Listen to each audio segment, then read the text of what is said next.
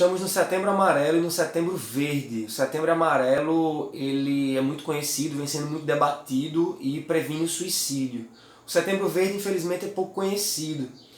E eu gostaria de contar a minha história para sensibilizar e despertar a causa do Setembro Verde, tão nobre quanto a causa do Setembro Amarelo.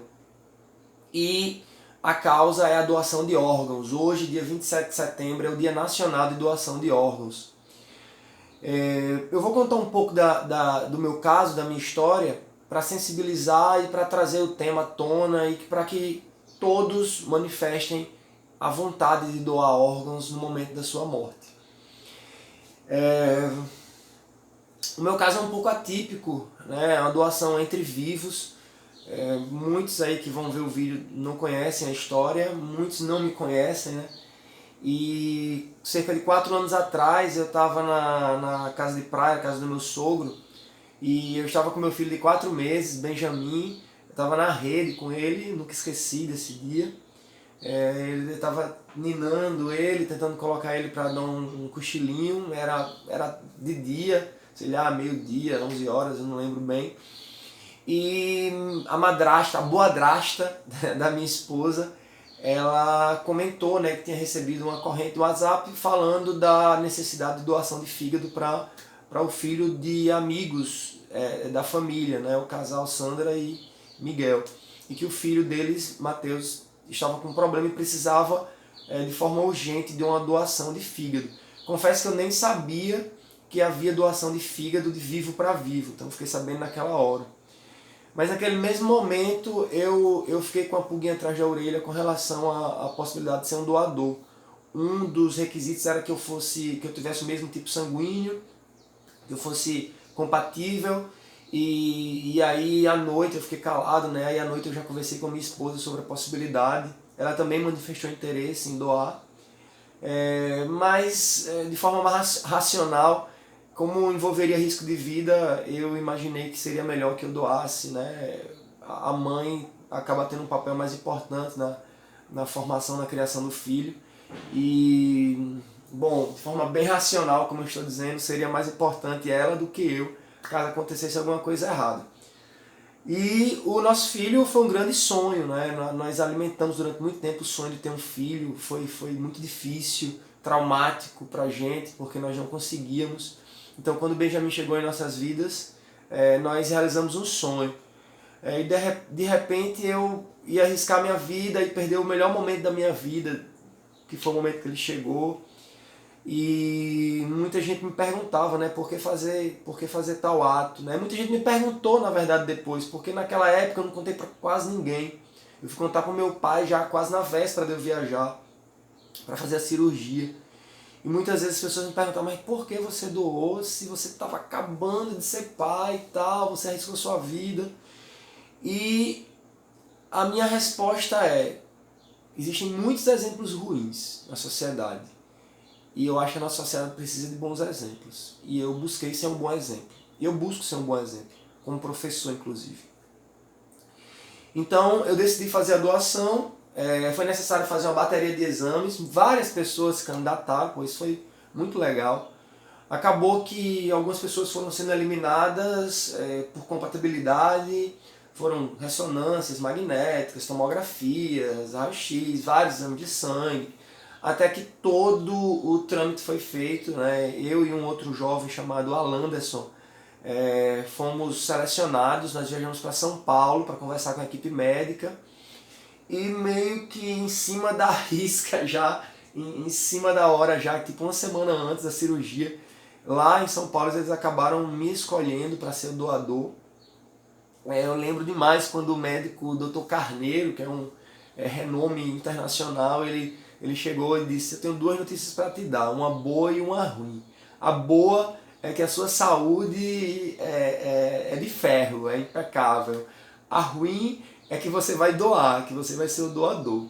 Bom, era uma ruim, mas que poderia se tornar uma notícia maravilhosa, né? Já que o final foi feliz, né? Eu sobrevivi e Mateus também sobreviveu, apesar de complicações da cirurgia, enfim, deu tudo certo no final.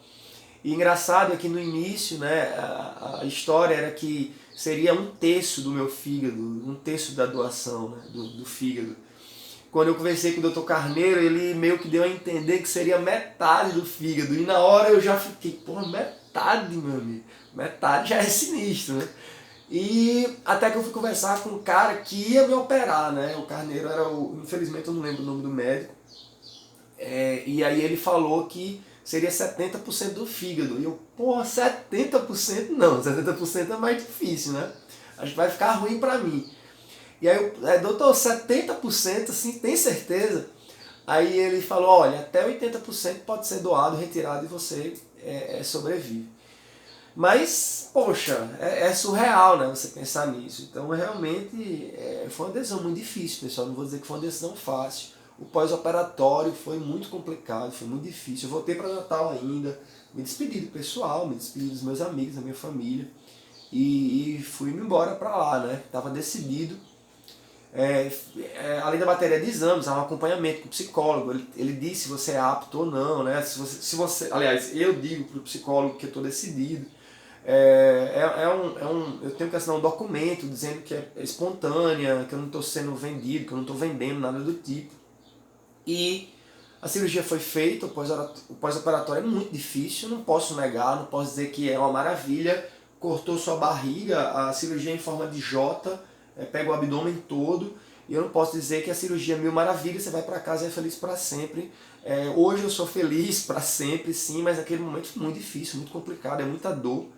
UTI, a primeira semana de muita dor, mais dor inclusive que para o receptor, os médicos, depois eu fiquei sabendo disso. Mas, apesar de todo o trauma, é um trauma pela dor que envolve, mas o sentimento, pessoal, não dá para ser questionado. Quando eu olho para os olhos de Miguel e de Sandra e vejo a gratidão e vejo a felicidade de ver o filho deles vivo, isso me dá total alegria. Eu sei que tudo valeu a pena, eu sei que valeu a pena, eu sei que outras pessoas podem fazer atos como esse e verem esses olhares dos pais, das pessoas amadas, tá? E então, esse meu testemunho é apenas para lembrar que nós precisamos comunicar aos nossos familiares que nós somos doadores de órgãos em caso de morte encefálica, normalmente por alguma morte traumática, violenta, acidentes de trânsito ou um AVC mesmo. Então nós podemos ser doadores. Eu dou tudo, meu corpo está disponível, é oficial. Família, aproveitem tudo que puderem para salvar a vida de outras pessoas, para gerar o bem-estar de outras pessoas. Todos façam o mesmo, pessoal, é um ato de humanidade. O Brasil é referência mundial, 96% das cirurgias são feitas pelo SUS, Sistema Único de Saúde, tá? Tão criticado. O SUS é heróico nesse aspecto da doação de órgãos. Claro que tem muitas críticas a serem feitas, mas é referência mundial. O Brasil é o segundo país do mundo, só perto dos Estados Unidos em número de transplantes. Então, volto a frisar, somos referência e o transplante ele precisa ser autorizado pela família, pessoal. Então façam isso, comuniquem aos seus parentes e tenham esse ato de amor pelo próximo, tá? E é isso, eu tenho uma espécie de lema na minha vida, eu sempre procuro fazer o bem, eu sempre procuro ser bom. Se não vive para servir, não serve para viver.